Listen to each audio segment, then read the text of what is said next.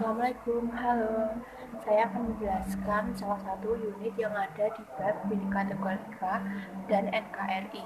Mari kita simak videonya.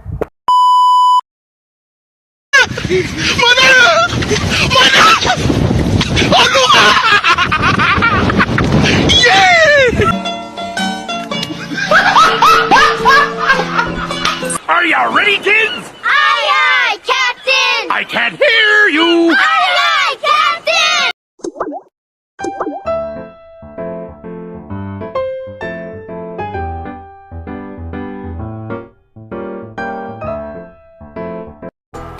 Bhinneka Tunggal Ika, Unit 1, mengidentifikasi identitas individu dan identitas kelompok. Apa itu Pancasila? Pancasila adalah jati diri bangsa Indonesia.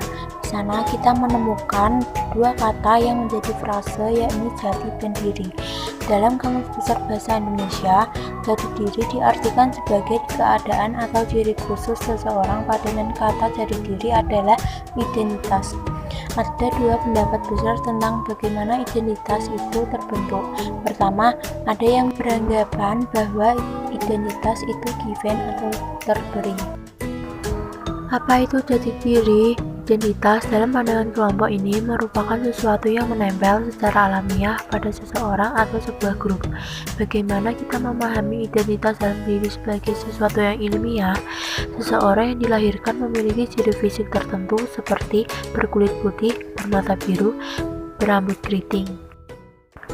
Kedua, identitas yang dipahami sebagai hasil dari sebuah desain atau rekayasa. Bangunan identitas seperti ini bisa dilakukan dalam persinggungannya dengan aspek budaya, sosial, ekonomi, dan lainnya. Identitas atau jati diri dalam pengertian ini terlahir sebagai hasil interaksi sosial antar individu atau antar kelompok. Jati diri sebuah bangsa adalah contoh bagaimana identitas itu dirumuskan, bukan diberikan secara natural. Bagaimana sifat identitas individu? Identitas individu bersifat alamiah tapi juga bisa melekat karena hasil interaksi individu dan kelompok lain. Untuk lebih jelas, mari kita simak uraian mengenai 4 tipe jati diri. 1. Identitas individu yang alami. Saat ada bayi yang baru saja lahir, pertama-tama yang kita kenali tentu saja ciri-ciri fisiknya. Bagian dari ciri yang melekat pada bayi adalah warna kulit, jenis rambut, golongan darah, mata, hidung, dan sebagainya. Ciri fisik seperti ini bisa kita sebut sebagai karakter atau identitas yang bersifat genetis. Ciri fisik manusia sudah pasti berbeda satu dengan lainnya. Identitas individu juga berasal dari aspek yang bersifat psikis, misalnya sabar, ramah, periang, dan seterusnya. Kita mengenali seseorang karena sifatnya yang penyabar dan ramah. Kita bisa mengenali seseorang dengan karakter-karakter tersebut. 2. Identitas individu terbentuk secara sosial. Kita juga bisa mengenali jati diri seseorang karena hasil pengumpulannya dengan mereka yang ada di luar dirinya. Identitas diri itu terbentuk bisa karena pekerjaan, peran dalam masyarakat. Salah satu contohnya adalah dalam hal pekerjaan. Guru adalah salah satu contohnya. Seseorang menjadi guru karena ia menjalankan tugasnya untuk mengajar dan menyebarkan ilmu pengetahuan kepada murid-muridnya. Ia sendiri tidak terlahir otomatis menjadi guru, tetapi identitasnya itu didapatkan karena ada pekerjaan yang dijalankannya, jabatan di pemerintahan, dan sebagainya. 3. Identitas kelompok yang alami. Ada juga identitas secara alamiah menjadi ciri dari kelompok. Istilah ras atau race dalam bahasa Inggris itulah salah satu contoh bagaimana yang alamiah melekat kepada sebuah kelompok. Ras digunakan untuk mengelompokkan manusia atas dasar lokasi-lokasi geografis, warna kulit, serta bawaan fisiologisnya, seperti warna kulit, rambut, dan tulang. Ini merupakan contoh identitas kelompok yang alami. Mereka yang berbeda agama, suku, dan ras, tetapi tetap menjadi kelompok yang saling menghargai. Kelompok suku-suku yang berbeda ini adalah contoh identitas kelompok yang alami. Pergolongan ras dalam 5 kelompok besar, yaitu ras Kaukasoid, ras Mongoloid, ras Ethiopia, yang kemudian dinamakan ras Negroid, ras Indian, dan ras Melayu.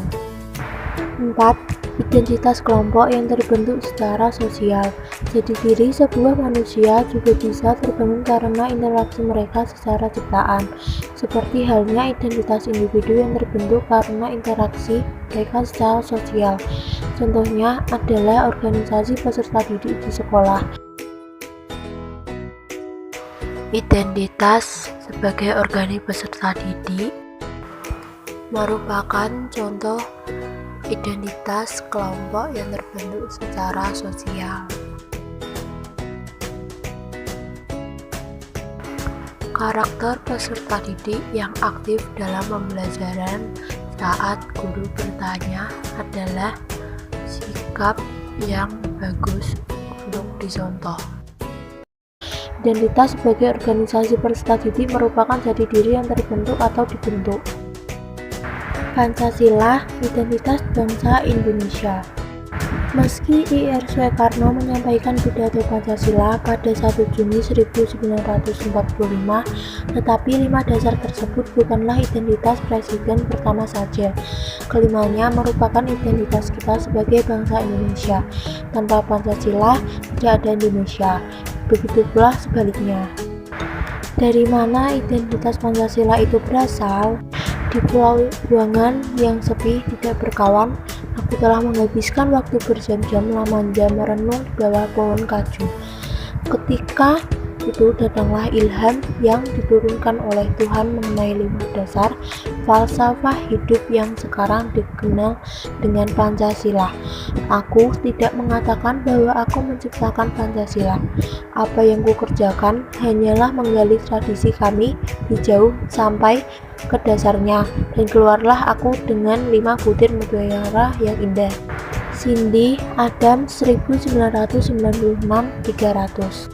Hal tersebut Wakil Presiden sampaikan melalui pidato pada peringatan lahirnya Pancasila 1 Juni 1977 di Gedung Kebangkitan Nasional Jakarta. Bunyi Pancasila adalah 1. Ketuhanan yang Maha Esa. 2. Kemanusiaan yang adil dan beradab. 3. Persatuan Indonesia. 4. Kerakyatan yang dipimpin oleh hikmat kebijaksanaan dalam permusyawaratan perwakilan. 5. Keadilan sosial bagi seluruh rakyat Indonesia. Lambang-lambang Pancasila ialah: sila ke-1 dilambangkan dengan bintang, sila kedua dilambangkan dengan rantai, sila ketiga dilambangkan dengan pohon beringin, sila keempat dilambangkan dengan kepala banteng, sila kelima dilambangkan dengan padi dan kapas. Bab NKRI Unit 3 Sengketa batas wilayah antara Indonesia dan Malaysia. Batas wilayah antara Indonesia dan Malaysia berlangsung lama. Kedua negara seringkali menyelesaikan persoalan dengan cara damai. Sejak dekade 1970-an telah disepakati beberapa Memorandum of Understanding (MOU), yakni MOU antara Indonesia Malaysia di Jakarta pada 26 November 1973, Minutes of the First Meeting of the Joint Malaysia-Indonesia Boundary Committee pada 26 November 1973, serta Minutes of the Second Meeting of the Joint Indonesia-Malaysia Boundary Committee di Bali pada 7 Juli 1975. Tahun 2000 dilakukan penegasan batas wilayah antara Indonesia dan Malaysia dalam bentuk Joint Survey on Demarcation yang merupakan tindak lanjut dari perjanjian tahun 1975. Perjanjian damai antara Indonesia dan Malaysia dalam kasus sengketa batas wilayah ini sebenarnya memiliki akar sejarah yang melibatkan negara lain sejak masa kolonialisme. Dalam hukum internasional dikenal istilah uti possidetis. Uti possidetis juris adalah suatu negara yang baru dapat mewarisi kekayaan dan wilayah negara penguasa sebelumnya. Dasar hukum batas wilayah periode kemerdekaan. A. Konvensi Belanda-Inggris tahun 1891. Belanda dan Inggris menandatangani perjanjian ini pada 20 Juni 1891 di London. Konvensi ini mengatur banyak hal menyangkut penentuan batas wilayah, seperti penentuan watershed dan hal-hal lain yang menyangkut kasus sengketa wilayah. B. Kesepakatan Belanda-Inggris tahun 1915. Belanda dan Inggris menyepakati atas hasil laporan bersama tentang penegasan batas wilayah pada 28 September 1915 di Kalimantan. Kesepakatan ini kemudian ditindaklanjuti dengan penandatanganan MoU oleh kedua belah pihak berdasarkan Traktat 1891, lalu dikokohkan di London pada 28 September 1915. C. Konvensi Belanda-Inggris tahun 1928.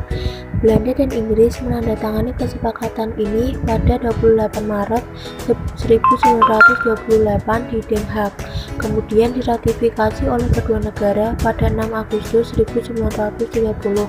Konvensi ini mengatur tentang penentuan batas wilayah kedua negara di daerah Zagoy antara Gunung Raya dan Api, yang menjadi bagian dari Traktat 1891. D. MoU Indonesia dan Belanda tahun 1973. Dokumen ini mengacu pada hasil konvensi-konvensi sebelumnya 1891, 1915, dan 1928. Di dalamnya juga berisi kesepakatan tentang penyelenggaraan survei dan penegasan batas wilayah antara Indonesia dan Malaysia yang terdiri dari organisasi The Joint Technical Committee, penentuan area prioritas, prosedur survei, tahapan pelaksanaan, pembiayaan, dukungan, satuan pengamanan, logistik, dan komunikasi keimigrasian dan ketentuan bea dan cukai. Mengapa terjadi sengketa batas wilayah antara Indonesia dan Malaysia? Batas negara memiliki peran yang penting bagi suatu negara karena menggambarkan seberapa besar wilayah yang harus dijaga dan menjadi kedaulatan sebuah negara ya. Tahukah kamu, setiap negara memiliki batas wilayah tertentu seperti halnya Indonesia? Batas negara bisa dibedakan menjadi dua jenis, yaitu berdasarkan hukum atau politik, dan keadaan alam atau bentang alam antar wilayah negara. Salah satu kasus yang berkaitan akan pentingnya batas wilayah negara adalah sengketa batas wilayah negara antara Indonesia dan Malaysia. Sengketa wilayah yaitu perselisihan atau ketidaksepakatan atas pemilikan atau kendali atas daerah di antara dua atau lebih negara.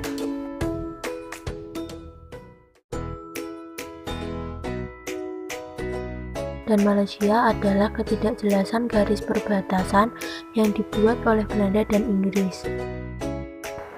Belanda-Inggris merupakan negara pendahulu dari Indonesia dan Malaysia di perairan timur Pulau Borneo, Kalimantan. Oleh karena itu, saat Indonesia dan Malaysia berunding untuk menentukan garis perbatasan kedua negara di pulau tersebut, masalah ini muncul karena kedua pihak saling mengeklaim kedaulatan atas Pulau Sipatan dan Likitan.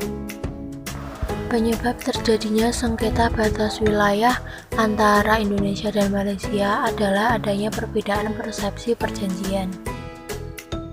Perjanjian tersebut diantaranya perjanjian tahun 1891 dan 1915 di sektor timur, serta Traktat tahun 1928 di sektor barat Pulau Kalimantan.